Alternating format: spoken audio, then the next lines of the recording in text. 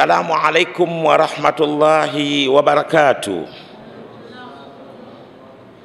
Alhamdulillahi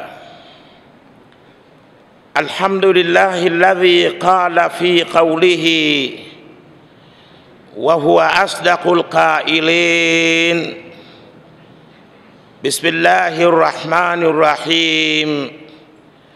Walaqad khalaqnal insana min sulalatin min tin thumma ja'alnahu nutfatan fi qararin makin. Sadaqallahul azim. Wa ashhadu an la ilaha illallah wahdahu la syarika lah. Wa ashhadu anna sayyidana Muhammadan abduhu wa rasuluhu. Allahumma salli ala sayyidina Muhammad. Arsalahu bil huda wa dinil haqqi liyudhhirahu ala ad-dini kullihi walau karihal kafiruna walau karihal musyrikun. Sallallahu alaihi wa ala alihi wa ashabihi wa nahnu mujtami'una amma ba'di ayyuhal ikhwa. Ndugu Waislamu wapenzi wa Bwana Mtume Muhammad sallallahu alaihi wasallama, tumeona jana kwa taufiki ya Mwenyezi Mungu Subhanahu wa Ta'ala katika sehemu ya pili ya mwanadamu kuumbwa kwake ndani ya tumbo la mama yake, Qur'ani ikaeleza ya kwamba mwanadamu mwanzo wa kupatikana kwake ndani ya tumbo la mama yake anapatikana katika chembe hai moja, sel moja, mbegu moja tu ya uzazi, ambayo Qur'ani ndiyo imeitaja kwa jina la nutfa. Kisayansi, kibiolojia, kidaktari, nutfa ndiyo wanaita zygote. Hii inakuwa ndiyo hatua ya kwanza ya kupatikana kwa mwanadamu ndani ya tumbo la mama yake. Tukaja kuona ya kwamba Qur'ani ilikuja ikaeleza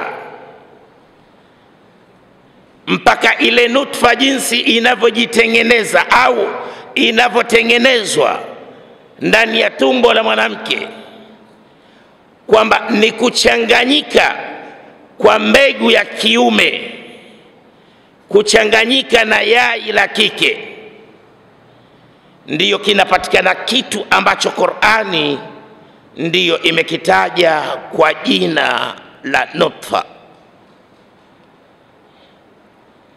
Na Qur'ani pia ikaja ikatoa maelezo ya kitaalamu ya kwamba sio maji yote ya uzazi ya mwanamume kuwa ndiyo yanayotumika kwenda kuitengeneza ile nutfa.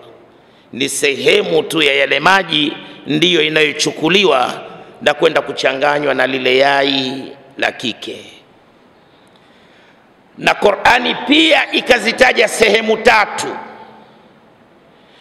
Qur'ani ilitaja ovar, mfuko wa mbegu za uzazi za kike, ama mule ndani yake ndimo kuna mkuwepo yale mayai.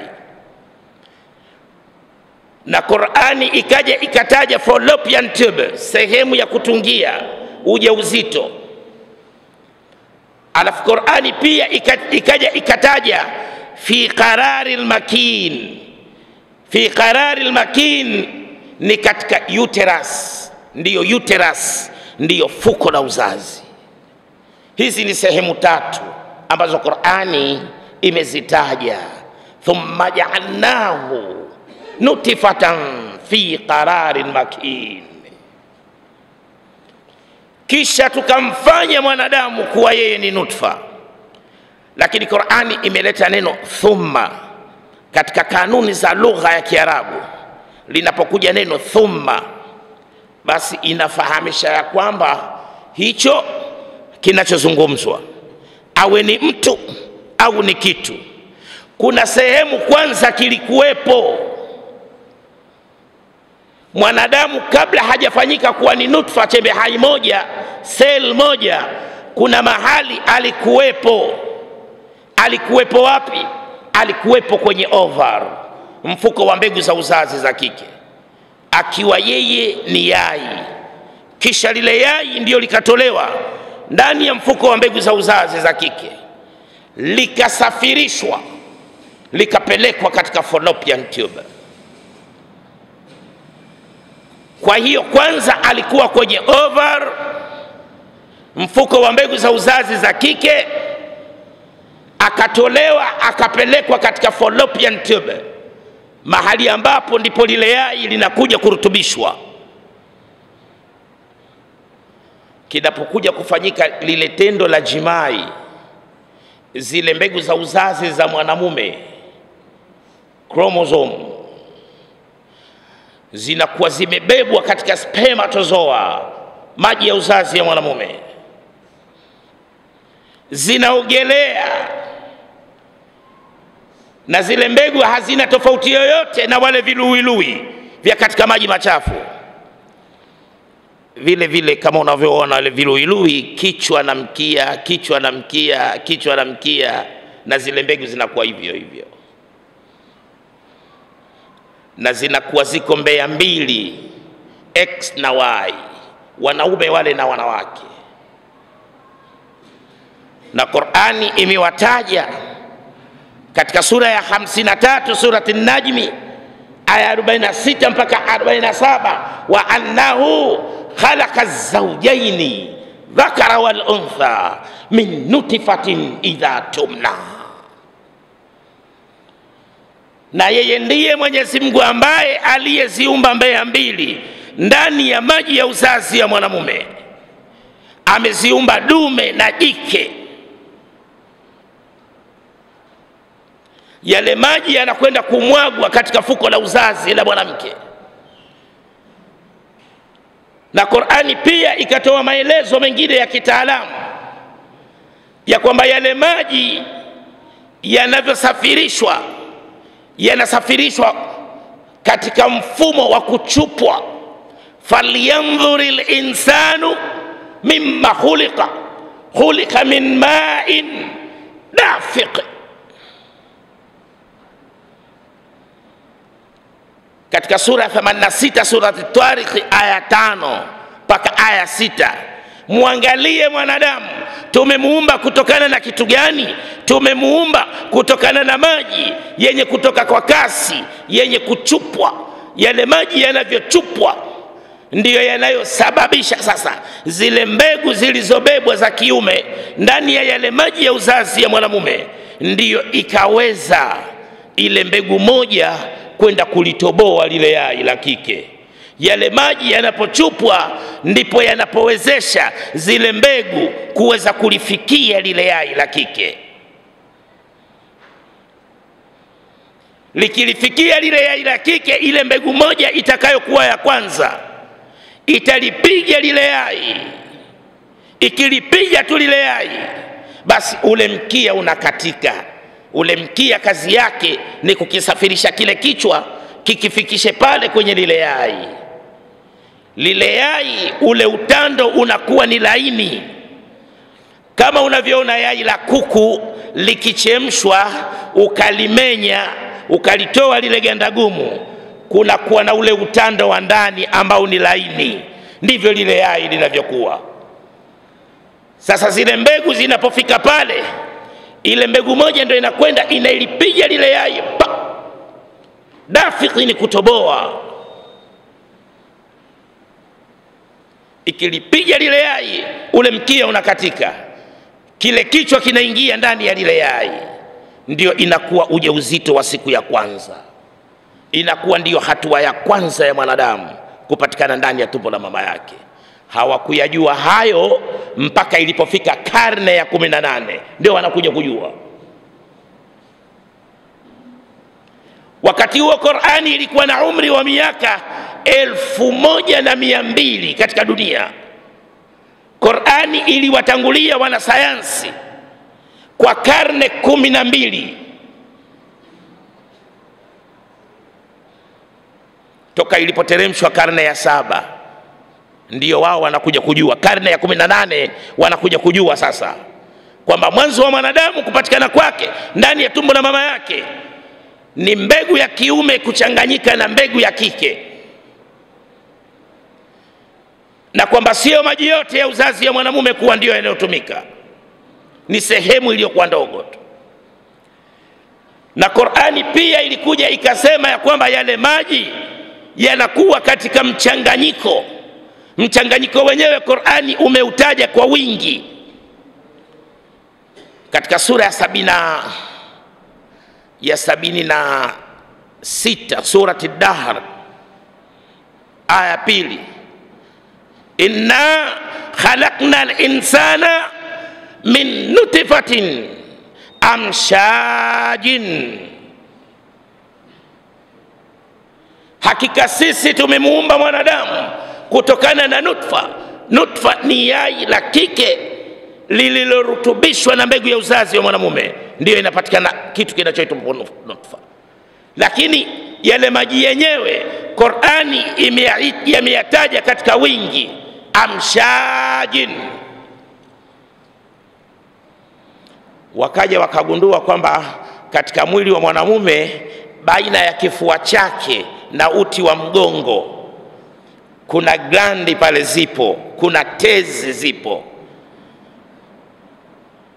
Kuna tezi inaitwa testes, inazalisha hormone inayoitwa testes. Hizi ziko mbili. Hizi kazi yake ni uzalishaji, kuna vitu vinazalishwa.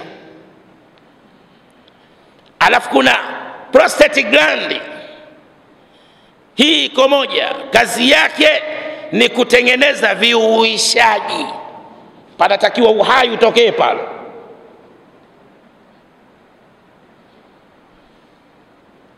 Alafu kuna tezi zingine mbili, seminiferous canals, hizi kazi yake ni kutengeneza maji tu. Kwa hiyo testes ziko mbili, prostate gland iko moja, 3. Seminiferous canals ziko mbili, jumla 5. Katika lugha ya Kiarabu wingi unaanzia ngapi? Unaanzia 3. Ukija ukichanganya na aina mbili za maji ya mwanamke, jumla ni 7. Hapo sasa anapatikana mwanadamu. Sasa yanakwenda kuwekwa yale maji katika mahali ambapo kizazi cha mwanadamu kinapatikana na kinaendelea. Watukufu wa Islam, hapa tayari nutfa imekwisha tengenezwa, ambayo ndiyo wanaita zygote wanasayansi, madaktari, kibaolojia. Katika mwili wa mwanadamu, katika viungo vyote vya mwili wa mwanadamu kuna kuwa na hesabu maalum ya chromosome katika kila kiungo kimoja. Hesabu ya chromosome katika kila kiungo cha mwanadamu, hesabu yake inakuwa ni 46.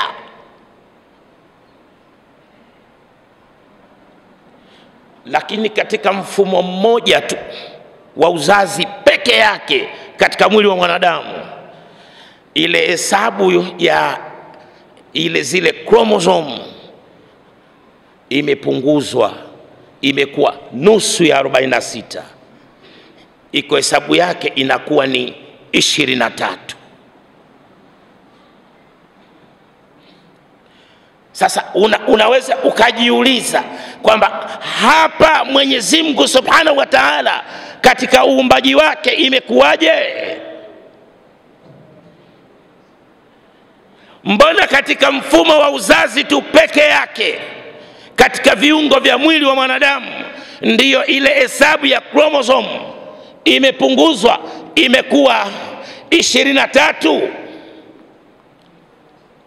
na katika viungo vingine vyote hesabu yake ni 46? Hapa pana nini kwamba imepunguzwa imekuwa 23? katika sura ya 23 Al-Mu'minuna aya 17, Mwenyezi Mungu anasema walaqad khalaqna fawqakum sab'a taraiqa wama kunna 'anil khalqi ghafilina wama kunna 'anil khalqi ghafilina, na hatukuwa sisi katika uumbaji wetu kuwa ni wenye kughafilika, wenye kukosea, wenye kusahau. Katika uumbaji wetu kila kitu kimeumbwa fasawa, kiko sawa sawa.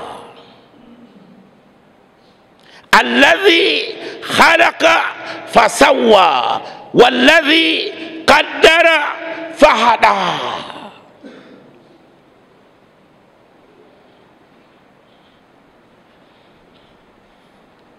Hapa ni kwa sababu kile kiini cha mimba kinatengenezwa baina ya mbegu ya mwanamume na ya mwanamke.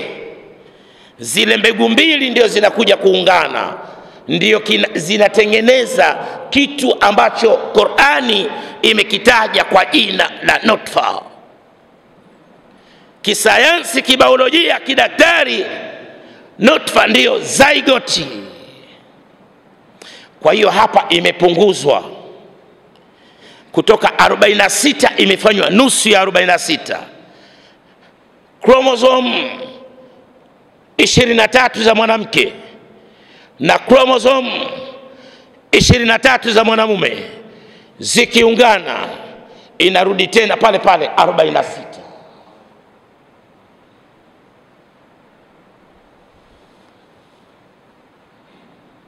Ingaliachwa pale ikawa katika mfumo wa uzazi pale, ingaliachwa ikawa chromosome pia ikafanywa kwa mwanamke katika mfumo wake wa uzazi 46 na kule kwa mwanamume 46, kwa kuwa kile kiini cha ujauzito kinatengenezwa baina ya mwanamume na mwanamke.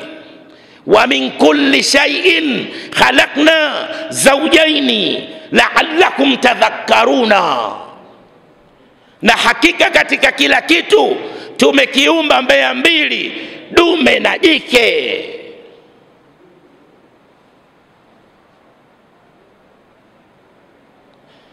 Katika sura ya 36 aya 36 surati Yasin anasema subhana alladhi khalaqa al-azwaja kullaha mimma tunbitul ardh wa min anfusihim wa mimma la ta'lamuna. Utakasifu ni wa kwake yeye Mwenyezi Mungu aliyeviumba vitu vyote kuwa ni pea, dume na jike, viko viwili viwili. Mimma tumbitul ardh, kuanzia vitu vyote vinavyooteshwa na ardhi, mimea. Qur'ani inasema nayo pia iko pea, dume na jike. Nilifunga safari nikaenda Wizara ya Kilimo, namfuata Dr. Yogolo, daktari bingwa wa mimea katika Wizara ya Kilimo. Nilipofika nikapokelewa, akanikaribisha, tukusaidie nini ustadhi? Nikamwambia nimekuja nataka unifahamisha jambo moja. Qur'ani yangu inaniambia kwamba vitu vyote Mwenyezi Mungu katika kuviumba amevifanya ni pea, viwili viwili, na viko dume na jike. Sasa Qur'ani inaniambia mimea nayo pia iko pea, dume na jike. Wewe ukiwa ndio mtaalamu wa mambo ya mimea, nimekuja kukuuliza hili unalisemaje? Akaniambia Qur'ani yako imesema kweli Sheikh, mimea yote unavyoiona iko pea, dume na jike. Akanambia mpaka sasa hivi mmea tuliojua kwamba dume liko peke yake na jike liko peke yake ni mpapai tu. Dume liko mule mule ndani ya mti ule ule mmoja, na jike liko mule mule ndani ya mti ule ule mmoja, mmea ule ule mmoja. Akanambia mimea yote inayotoa mbelewele kama vile mtama, mpunga, ngano, akanambia ile sehemu ya mbelewele ile ndio sehemu ya dume. Akanambia pale panaitwa pollen. Akanambia pale ndio dume. Akanambia ukienda pale ukipapasa, alafu uangalie mkono wako, utaona kama unga kama poda poda. Akanambia zile ndio mbegu za kiume, zinaitwa pollen grain. Na mule yanamotoka yale mashuke ndio sehemu ya uuke. Akanambia pale katika mimea panaitwa ovule, na ni lazima mbegu ya kiume ije iingie katika uuke. Akanambia kuna kuwa na upepo maalum unakuja, au wadudu kama vile nyuki au vipepeo ndio wanaohusika na habari ya kubeba mbegu za kiume katika mimea na kwenda kuipandisha katika sehemu ya uuke ndani ya ule mmea. Akanambia kile kitendo cha kuunganika mbegu ya kiume na ya kike kisayansi kinaitwa pollination.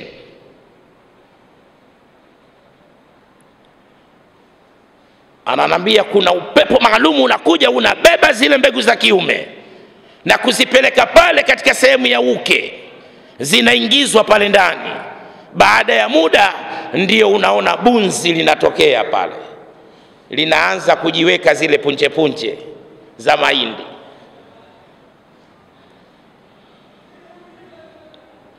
Au nyuki anapokuja katika lile ua, anapoingia hapa mlangoni hapa, kuna kitu kimetokeza. Akiingia pale ndio sehemu ya uume. Akiingia anabeba zile mbegu za kiume, anapokwenda kule ndani kuchukua asali, kule ndio sehemu ya uke. Wakati huo anachukua maji ya asali, na wakati huo anapandisha mbegu ya kiume katika sehemu ya uke. Anambia Qur'ani yako imesema kweli, Qur'ani yako imesema kweli. Qur'ani ikasema wa mimma la ta'lamu subhanalladhi khalaqa al-azwaja kullaha mimma tunbitu al-ard wa min anfusihim, na katika nafsi zenu pia iko hivyo. Ndio tumeona hapa mbegu ya kiume imeungana na mbegu ya kike, ndio imepatikana hiyo nutfa. Qur'ani ikasema wa mimma la ta'lamuna, na katika vitu vingine msivyovijua navyo pia tumeviumba pea, dume na jike. Wakati Qur'ani inateremka katika dunia ilikuwa nguvu za kielektrikal zilikuwa bado hazijavumbuliwa. Zilipokuja kuvumbuliwa nguvu za kiumeme za kielektrikal, wakaja wakagundua ya kwamba ndani yake kuna negative na positive, hasi na chanya, dume na jike. Wa mimma la ta'lamuna, na katika vitu vingine msivyovijua.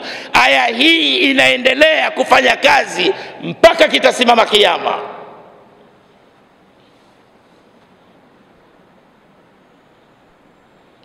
Walipokuja kugundua habari ya radi, wakaja wakagundua hivyo hivyo kwamba kuna negative na positive, ndio inapatikana ile radi.